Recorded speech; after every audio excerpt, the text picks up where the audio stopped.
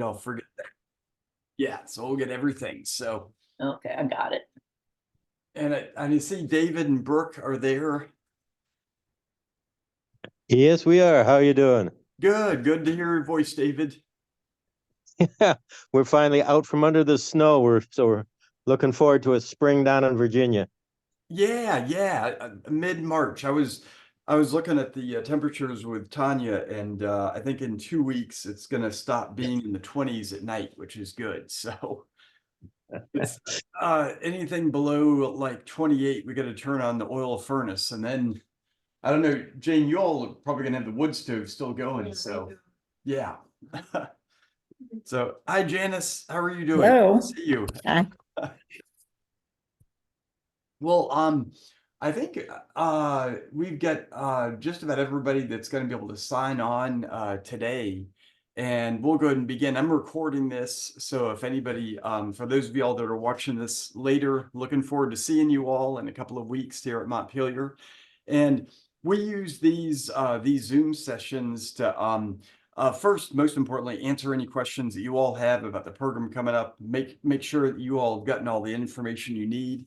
We're going to be sending out additional information in the next couple of weeks, or next week, for the dinner, what to expect for that on Sunday, and then put in your menu requests for that. We're probably going to, I think, Liz, we're going to go with Cooper's for that. Awesome. So, yeah.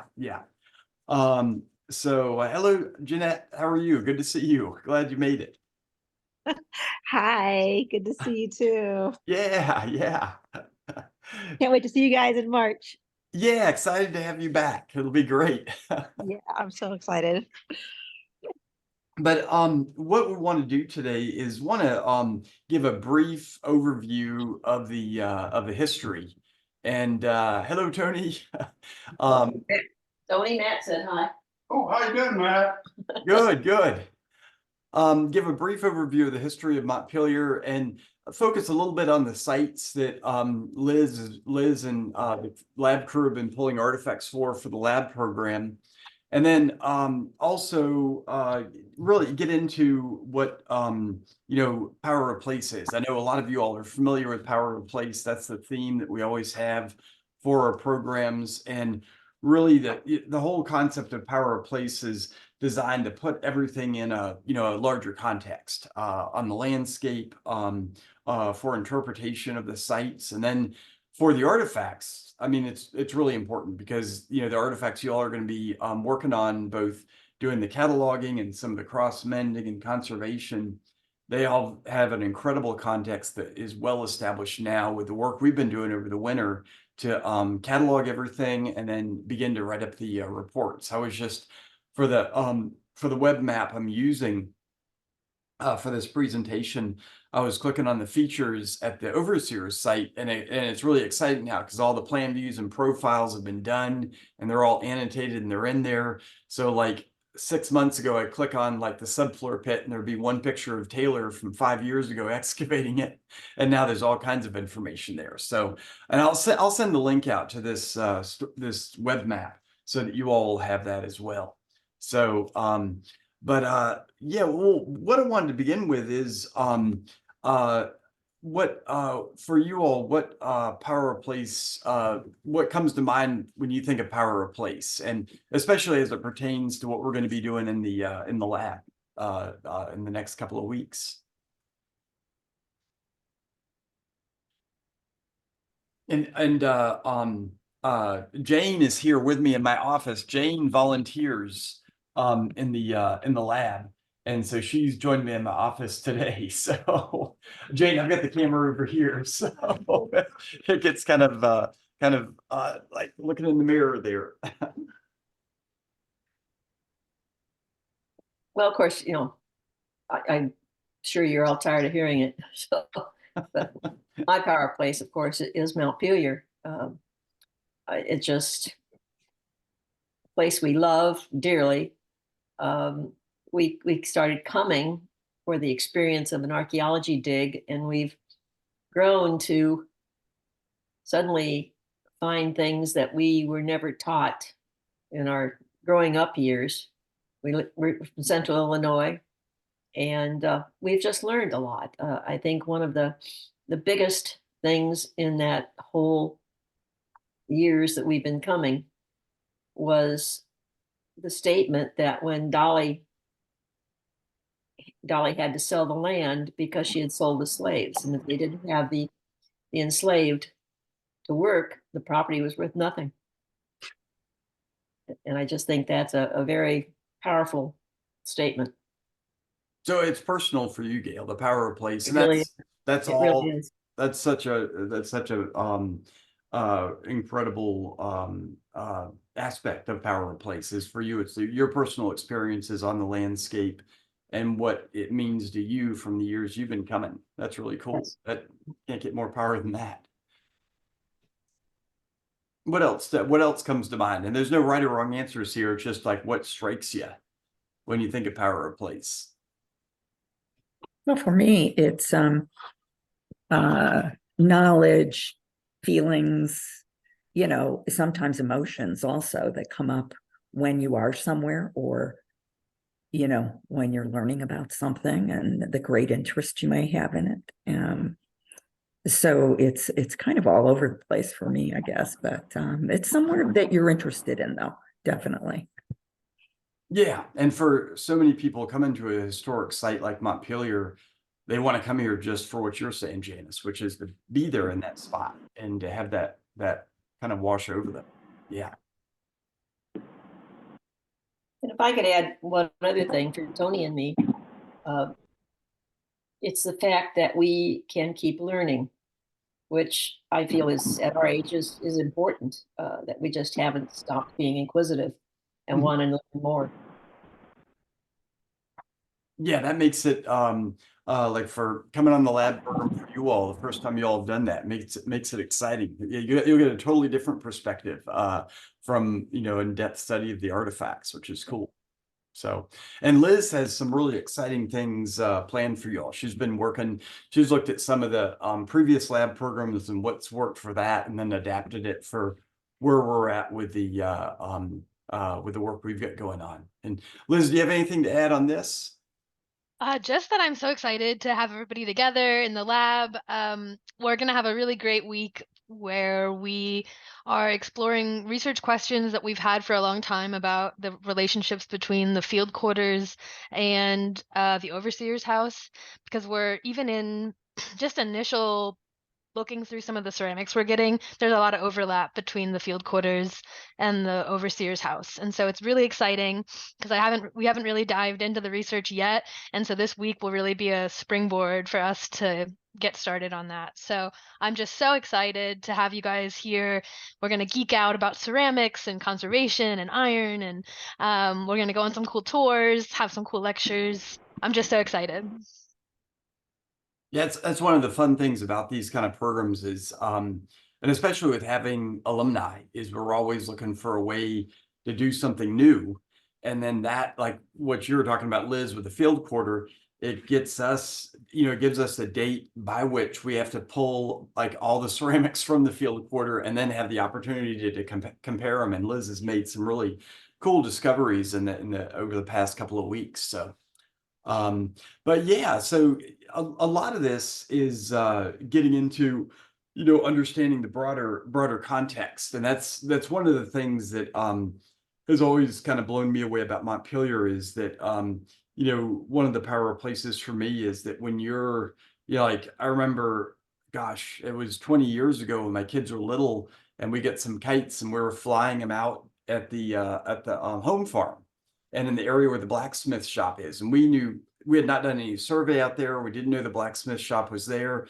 So, we were enjoying it as a beautiful place, with this view of the surrounding valley, and at a great place with the wind to fly the kites. And then, 10 years after that, we discovered that the blacksmith shop was there with metal detector survey. And then another 5 years after that, we do the excavations there. So it's this, and it totally changes what that place, how you see it, the reverence you have for it, and we're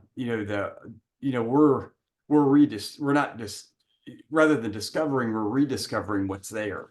And so it's pretty exciting. And what I wanted to do is, anybody else have any comments before we go into some of the, like, a little bit of the background? Cool. And if you all think of anything at any time during this discussion, it is a discussion, not a monologue. So just interrupt if you have any questions about things. I'm going to go ahead and share screens right now. And floating meeting controls, and get to the Montpelier map here. And there we go. And what for Montpelier, you all recognize this map. What we're all about, with archaeology, of course, as you can imagine, and is mapping. We love our maps, especially our GIS maps. And these are this is my one-stop shopping map for like everything about Montpelier. And I'll send you a link to this so you can explore it as well. But the brown outline is the property boundaries that's owned by the National Trust for Historic Preservation. And if you zoom out a little bit, these are the plantation boundaries from about 1820. With Bloomfield being this plantation area over here, the core of Montpelier being right in this area, along with this section here, which is the Madison Tract. And then you've got Tetley up here, and then the Houseworth tract up in this area. And today, when you look at Montpelier, it's one property, but back in the day, there were several plantations that made up the property. And for Montpelier, what we've got with the landscape is a multi-layered landscape. We have we've got the indigenous layers, the Native American layers that we've found all across the property in terms of, when we're working on historic sites, we oftentimes will find stone tools, indigenous ceramics, Native American ceramics. And then also there are paths that we've discovered with the LiDAR surveys all across the property. And LiDAR is these high resolution maps that we've got for the property. And you can see, for example, out in the East Woods, all these slight indentations going across the landscape, these linear paths. Some of these, definitely they're from the historic period, but we think that some of these probably go back to, pre-contact time period. And one thing that we're discovering in some of the surveys we're doing is the presence of native plants in areas that potentially have never been plowed. And so there's a lot of layers. And of course, one of the most obvious layers is the historic time period. And during the historic time period, we go from what we know from the documents and the archaeology from the early 18th century all the way up into the present. And that's what I wanted to really outline briefly in a thumbnail sketch, is some of the sites that we've got out here. And while I'm going to be talking about the main core of the area, which is this area right in here, and you all can see the map okay? Yeah. Okay, cool. I'm going to be talking about the main core, which is basically from the Madison Family Cemetery right here, all the way over to where the archaeology lab is. And so for the archaeology lab, this is the area right in the middle of what is the old DuPont farmyard. And this is a photo from about 1908 showing what this area looked like, looking from the temple down into this barn complex down here. But the sites we've got in here, ranging from the early 18th century all the way into the 20th century, are all across the property. And in fact, we'll talk a little bit about some of these when we get into it. But for the initial historic period, one of the sites that that really it spans time from the contact period into the early 19th century is the Mount Pleasant site. And the Mount Pleasant site is the first of 3 generations of Madison ownership, starting with Frances Madison in the 1730s, and it was her family where how she and her husband Ambrose Madison were able to obtain this land, Taylor family. And so with Mount Pleasant, this is going to be an important site for us because as y'all are looking at, with the ceramics we've recovered from the overseer's house, which is just adjacent, just down here, overseer's house being right here. We've found that there's an 18th century, early 18th century component that extends over this entire area. You think of Mount Pleasant as being the area where the main house right here is this feature, this site right here. And then if you look back at this, the kitchen right here is this site right here. And the kitchen is a site that we've got ceramics, dating into up until the 1790s.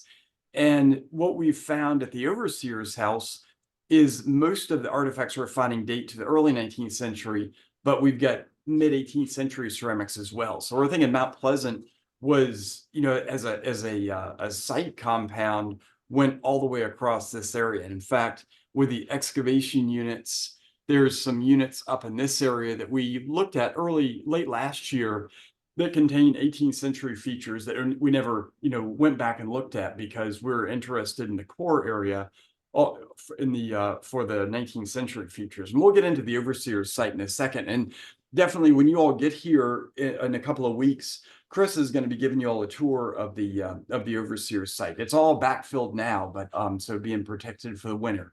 But he'll be able to go into more details on that. So for Mount Pleasant is occupied, in terms of the main house and these outbuildings. The main house, as this scene shows right here, was occupied around until 1765. And 1761 is when Frances Madison dies. And then after her death, that's when James Madison Sr. begins the construction of the main house just up the hill here. So if you look at the map right here, here's Mount Pleasant, and then here's the location of the main house with the visitor center being right in between. And so when you look at the core of the main house right here, this is this section between the two chimneys. If you look at the house today, you'll notice that you've got these two chimneys right here, and then this addition right here that was put on in 1797. But between these two chimneys, this is the core of the original main house. And what we found with our excavations is there's a whole landscapes that's associated with this. We found buried under fills from 1808 evidence, foundations for outbuildings on either side of the house, this landscape wall. And then most importantly, one of the things we found just up the way is the evidence for the blacksmith shop. And this is a picture of Tony, one of our volunteers who works with Dennis, with a single hit with all these blacksmith materials. So here's the main house, here's the temple. So this is downhill going towards the horse graves. And so this is an area we're going to be looking at over the next, hopefully in the next year or two, we'll be going back there. But for the main house, of course, it goes beyond the 18th century. It goes into the early 19th century. And when you look at the house today, what you've got is the house as it appeared in around 1820, and that's the period that we've restored to, and that's what we're, is some of the main emphasis in our interpretation. So a lot of what we've been working on through the archaeology is looking at this early 19th century time period. And this is one in which there's just so much to understand and examine. It's one of the best preserved periods at Montpelier in terms of when Dolly Madison, like you were mentioning, Gail, when Dolly Madison sells the property in 1844, this is when the enslaved community is sold and the land is sold. And with the enslaved community being sold, you go from over 100 enslaved Americans at Montpelier down to about 25.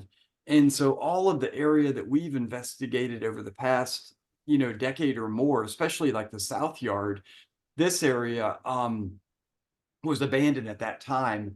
and all the buildings taken down by around 1848. And so all the work we did in the South Yard, in this area, we've got this incredible preservation here because basically these buildings were taken down by 1850, and then the area was allowed to grow up in grass. And so we've got this complete footprint of the buildings, all the artifacts, for example, between the smokehouses that we did excavations on. This area was just loaded with all kinds of artifacts. And a lot of the artifacts we found in the South Yard, I mean, we excavated, hundreds and hundreds of units, recovered tens of thousands of ceramics and glasswares. Those have given us a context for understanding what we're seeing at the overseer's house. So at the overseer's site, like mentioned by Liz, this year what we're doing is we're comparing artifacts from the overseers with the what we call the field quarter, and I'll get into that in a second. But also, there's corollaries between ceramics at the overseers with what we're finding at the main house, such as the bamboo and peony ceramic. So all these sites, while they're separated by up to a quarter of a mile or more, they all inform each other. The folks that were living and working at the home farm and working in the South Yard were also interacting with the overseer and the household associated with the overseer, and enslaved individuals that were living and working with the overseer as well. So this is what we're seeing evidence for, is a community with a lot of interaction, between different groups on the same plantation. And you can literally see this with the artifacts. So with the South Yard, this has been an area that has been really special to us, but also to a lot of expedition members. This is a space that, not only did we do the archaeology on and discover where the buildings are, but then we ended up restoring this space to, how it appears today. So this is kind of like a touchstone for, what we can do with the archaeology, is go from the footprints of the buildings and the remains of these to actually restoring them in space and time.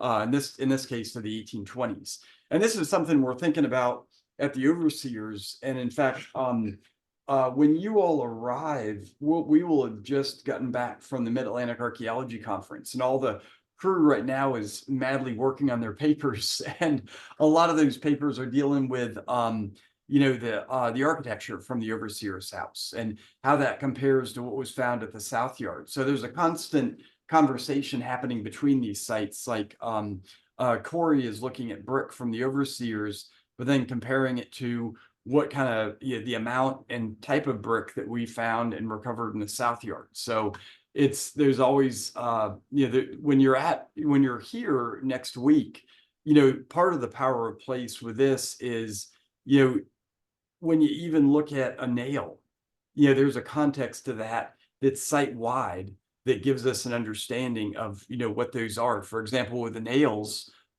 we've got, and you all have seen this before, is this chart of nails that relates to the different periods of construction at the main house. And during the restoration of the main house, what the historic architects were able to do is date the wooden beams based on the kind of nails that were present.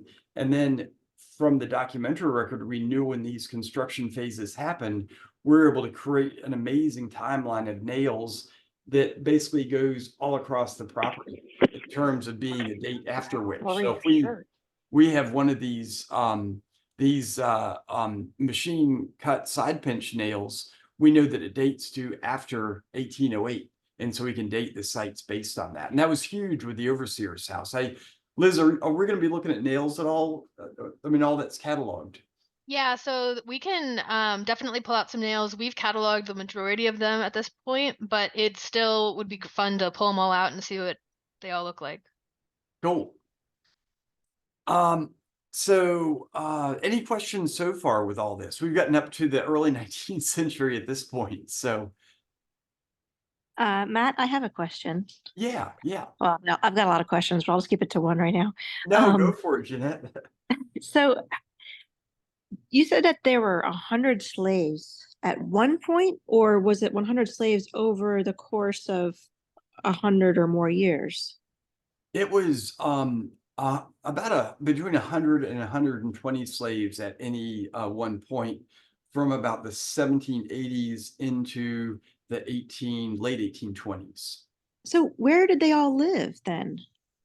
All across the property. I mean, what we've found is, you know, we've got the Eastwoods in this area up in here, which is a whole nother quarter plantation. So when you look at the map, I don't have this on here, but the Eastwoods there's a section in here that Dolly sold in 1844 to the Willis family. That was a whole different farm from the home farm in this area. And then there are also non-contiguous parcels that the Madisons owned that were in Orange County, where, you know, there were also some enslaved individuals, farmers working there as well. But And yeah, we don't have access to those properties anymore? we don't. When you look at the property today, there's a chunk of it called Rockwood, which is adjacent. And then also there's a section called Sonny's Tract that's over in this area that was associated, later was bought by the Newman family for Bloomfield. But yeah, there's some, and then when you go down to Route 15, there's land masses down here like Black Meadow and Black Level, where the lime kiln was, that were non-contiguous parcels, but were probably, you know, folks that worked down here, probably during the growth season, lived in this area, but then would return at various times of the year, like in the winter time, to the main home farm complex for doing work. So yeah, and it really a huge clue to the size of the population at Montpelier for the community comes from the burial ground.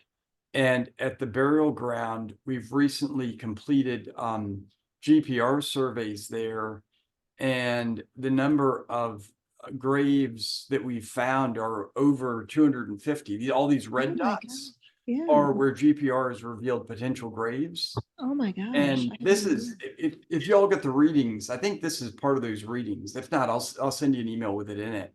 But what we're estimating is there's close to 300 individuals buried at the burial ground.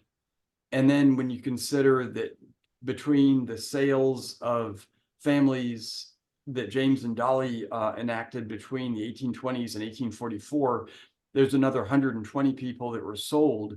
You're getting upwards of around 400 people that were enslaved, you know, throughout time at Montpelier by the Madisons. So it's a large population. So there's a lot of collective experience. And what's amazing about the archaeology is, you know, the artifacts we're finding documents that, which is really exciting. It's true witness to the folks that were living and working here. So what else do you have, Jeanette? Was that the main one? Well, that was one of them, but then I thought I saw some other, I can't see it right now, but I know, you know, obviously there's the burial ground of the enslaved, but then I thought I saw on the map next to it today that there was like another burial ground or another slave, see, Tetley Slave Cemetery. I've never Yeah. heard of that. Is that a new find? This one is one we've known about for years. Unfortunately, I don't have the attachment for this one. I need to attach something to this. There's a burial ground we found in the woods just off of Back Road. And when you look at the patent line, zoom back out here. Yeah, see the patent line that's right here, this Yeah. property line. This cemetery is on this side on what was originally owned by Tetley, because Tetley, if you go back to the before 1825, encompassed all this area in here. And yeah, I'm sorry, this section of Tetley was bought by the Smith family in 1825 when James Madison Jr. sold it to them. And we're thinking that the burial ground here is more than likely, since it's off the patent line, is associated with the Tetley plantation. So yeah, and then when you look at Jacksontown, you've got the Jacksontown Cemetery here, which is associated with the Newman family plantation at Bloomfield. So yeah, each one of these plantations would have had its own, community would have had its own burial ground. Wow. Okay.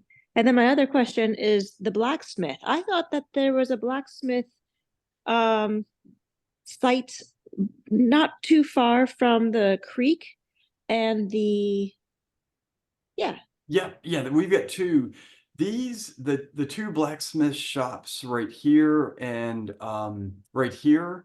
These are early 19th century blacksmith shops, and the original blacksmith shop was up where the temple is today. So in 1811, when the temple was being built by enslaved masons, probably about 5 years before that, the blacksmith shop that went all across this area was disassembled, and then it was moved. The forges were moved into the home farm, and so all the nails we were finding at these two sites, the upper blacksmith shop, and then what we call the farrier shop, because of the farrier nails we found down here. These all date to the 19th century. So it'd be amazing to have, Becca and I were just talking about this the other day, is to do a comparison between these two blacksmith shops. That's a whole nother, research endeavor we could do. Wow. That's really cool. Okay, I think that's it for now. Thank you. Okay, get some great questions. Thanks, Jeanette. So Thank you. appreciate it. Um, So like I mentioned, when Dolly Madison sold Montpelier, what happened at that time is basically you go from over 120 enslaved Americans being here down to about 25, and basically the area between the main house all the way down to the base of Chicken Mountain, all these buildings are abandoned. Some are taken down, like in the South Yard. Others are allowed to decay in place. But then what gets built up by that time is the farm complex that's in the same valley as the archaeology lab and Lewis Hall down here. And this picture right here, this shows what this valley looked like around 1910 after the DuPonts had bought it. But we've got a map that dates to the Civil War time period. And in this one, you can see the main house, Montpelier's right here. And then just off here, there's a site labeled Negro Quarters.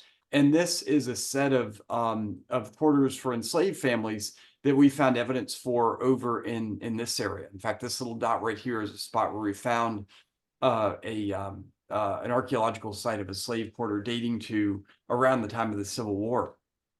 And so when you get into the 1850s, what happens at Montpelier is a lot of the fields that were being, active either in pasture or active plowing were abandoned. And about the main fields that are kept open is center field continues to be worked agriculturally, and then some of these outlying fields.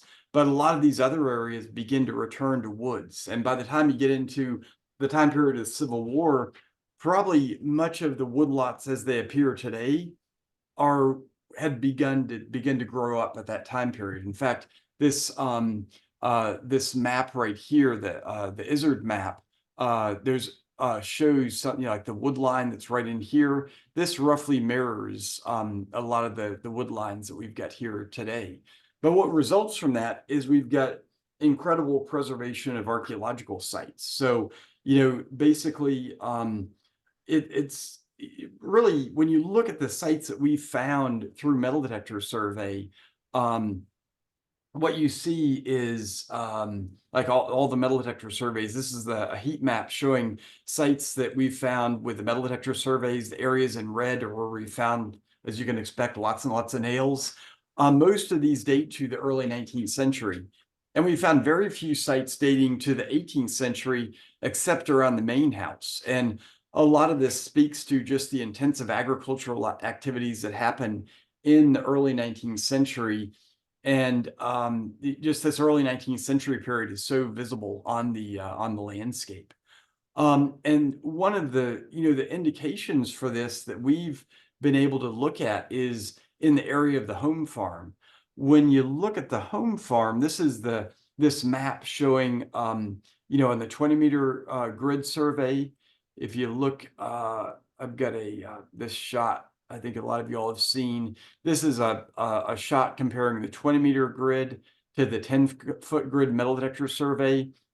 We use the 20-meter grid to find sites, and then once we find them on the 20-meter grid, so each of these is about 1/10 of an acre, each one of these plots. Once we find the sites, that's when we go in and do the 10-foot metal detector survey.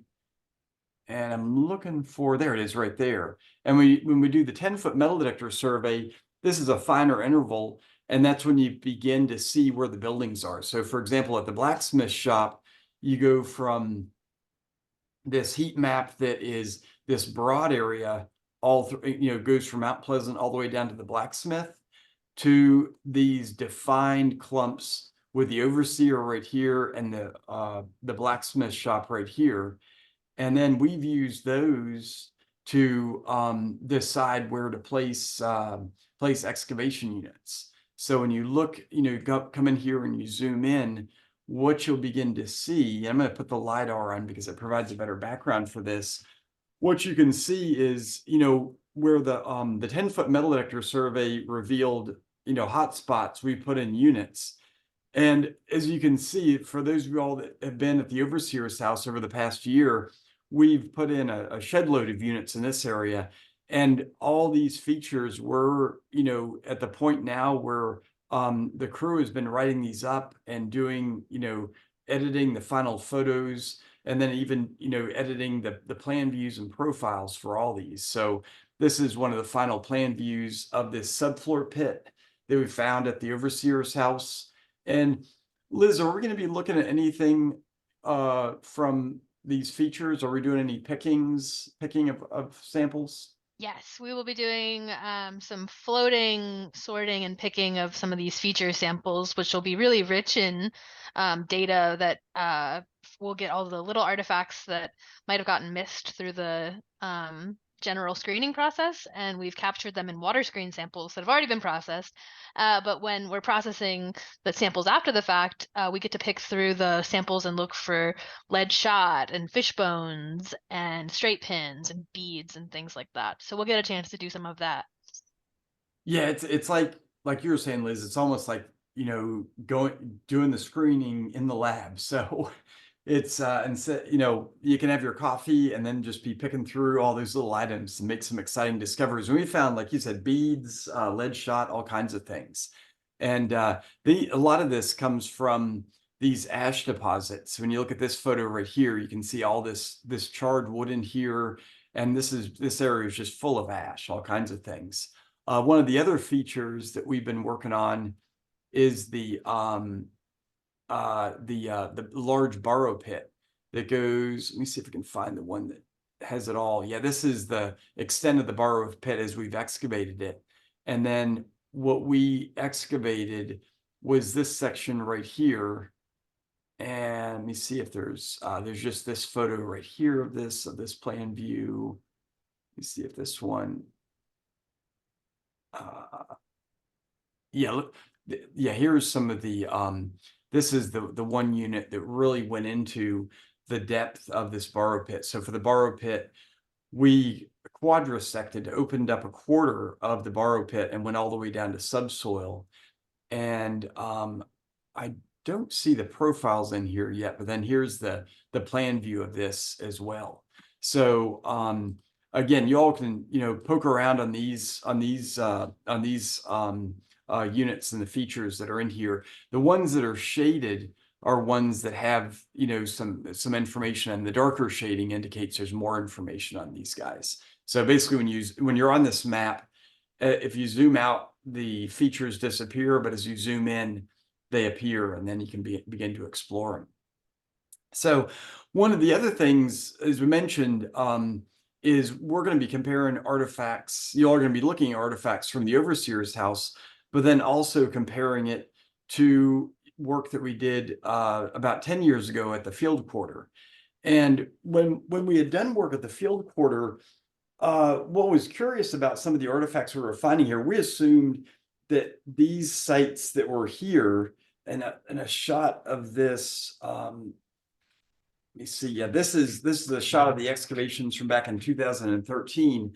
We assumed that the homes that were here were lived in by members of the enslaved community who were the field laborers. And turns out to be a little more complicated than that, because before, when we were doing these excavations, we didn't know about the blacksmith shop and some of the other sites that we found through later metal detector survey. And what we started finding at some of these sites is we were finding slag, reworked metal items, a Tuvier blowhole, which would have been for the forge. And at that point, we didn't know that the blacksmith shop was literally just up the hill from these sites right here. And so what we've discovered is that the folks living here probably were skilled artisans who were running the blacksmith shop and then running the barns that were in this area, like the threshing barn that's up here. This is where we found the threshing machine, and these threshing parts are in the lab on on display. And then more recently, we found the tobacco barn, this smoke cured tobacco barn from the early 19th century. And so when you think about the overseer's site right here, where the overseer's household was living, this road that comes through here wasn't here at that time. This was all one continuous ridgetop in here. So there's chances that there was definitely interaction between the overseer and the blacksmith shop. And then there's chances that there are other homes in this area that were being lived in by blacksmiths, because we found another. So when you look at the units right here, there's a feature that we found down here. I'm not sure, we didn't do much excavations on this. I don't think this one's been processed yet, but this is another huge feature that we never had a chance to explore that looks to be another structure, another home. And so when you start looking at the range of artifacts that we find here, there's probably multiple households at the overseers, but then there are, a skip, hop,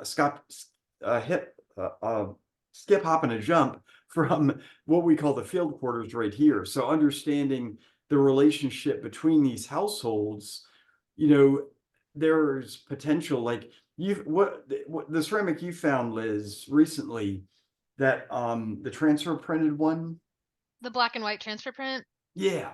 Yeah, that one was really cool, and I can maybe I can send you the picture and you can send it around with the recording. But it's a black and white transfer print that had almost like plus and minuses on the rim, along the rim, and I found that it matched to a set of ceramics that we found recovered in the field quarters, and we found that at the overseer site. So we're definitely seeing a lot of interaction between the two, or at least similar markets or availability of marketplace items in the two contexts.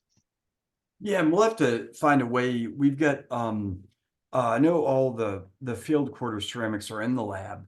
Might be hard to pull those, but we definitely have photos of those that'd be pretty easy to access. So and that's where we could maybe get some of the sets, printed out or something. So I'll work with you on that, Liz. So so I don't have bright ideas that give you more work.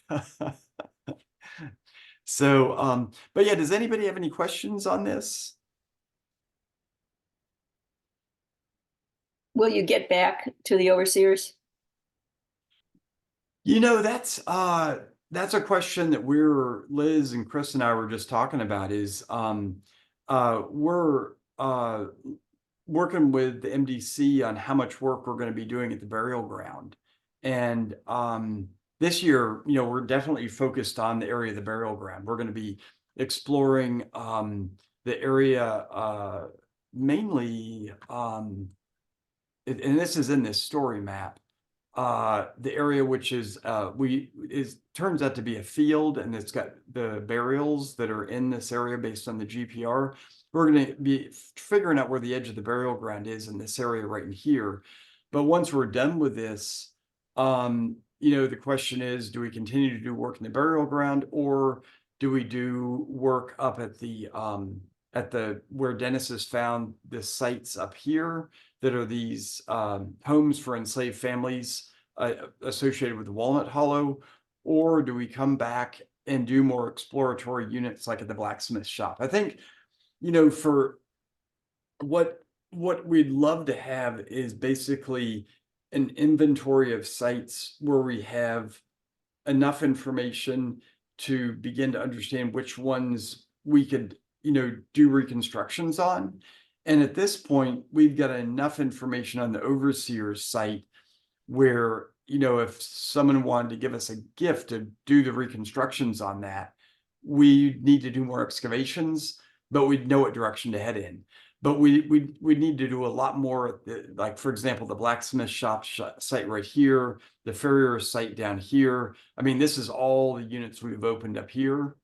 And when you compare that to how much we've opened up at the overseers, like if you look at this map right here, we've got all these units through here. It's a little hard to see, but then down at the blacksmith shop, this one, it's just a scattering of units. And then, of course, over at Walnut Hollow, we have no units that we've opened in the last 10 years. So yeah, it's probably, to answer your question, Gail, if we went back to the overseers, it would be for a more major reconstruction or to potentially explore some of these adjacent sites right here. So, and some of this, I'd like to see the rest of the forge at the blacksmith shop. oh, I know you would. Yeah, absolutely. What this one right here, that you and Tony found back in May of 2021. So these 3 bricks right here have been intriguing us. So it's pretty cool. Some places, like in the South Yard, you find 3 bricks. It doesn't mean that much because there's whole brick chimneys. But here at the home farm, when you find 3 bricks like this, it means you've got a building. So context is everything. Oh, what else? Anybody have any other questions?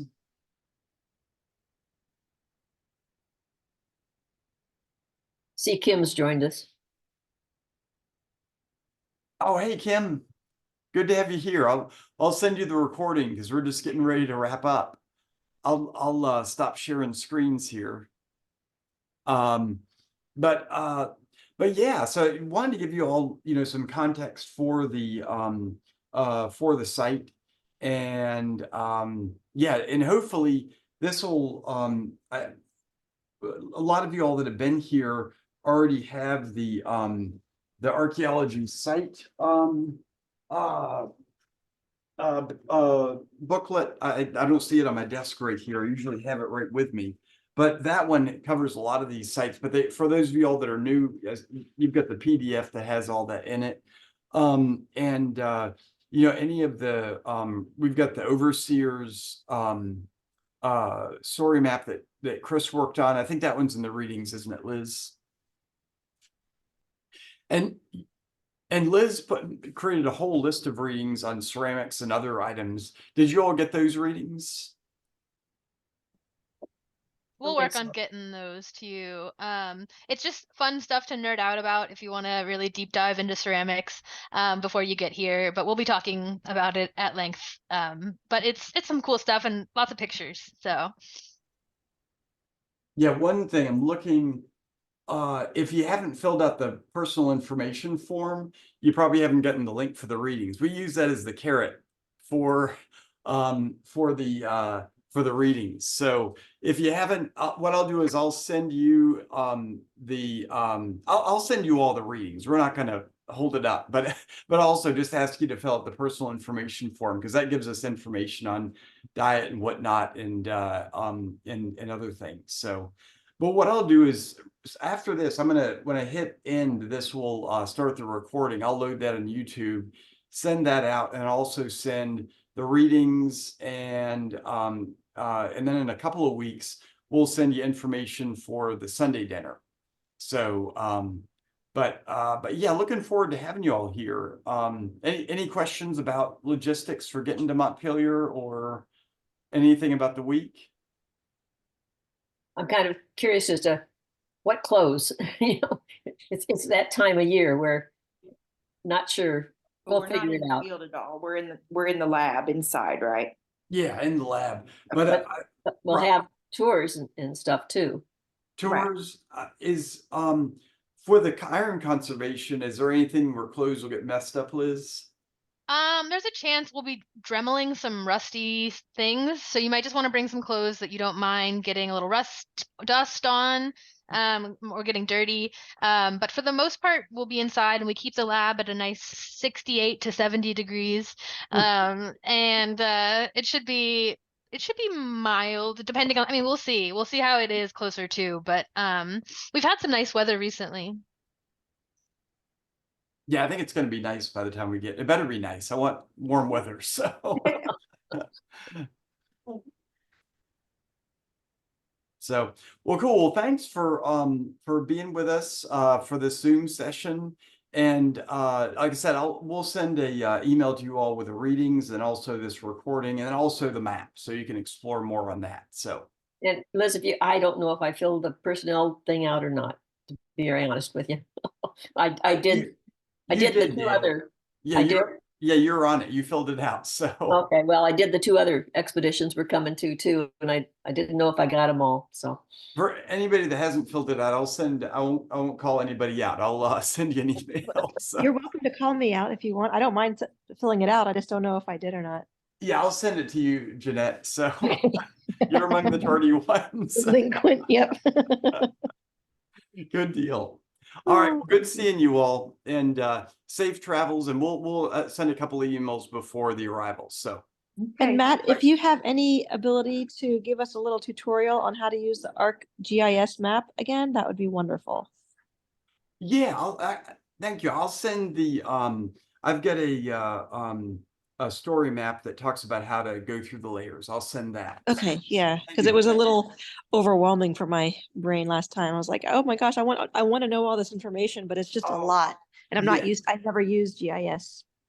Yeah, it's there's a lot of different functionalities with it. I've got in the story map, there's a simplified web browser for use. So Okay, that excellent. I'll send that one. So Thank you. cool. All right. Good Thank seeing Thank everybody. you. bye. Bye, All. everybody. Bye, thank Bye. you. Bye. See you soon.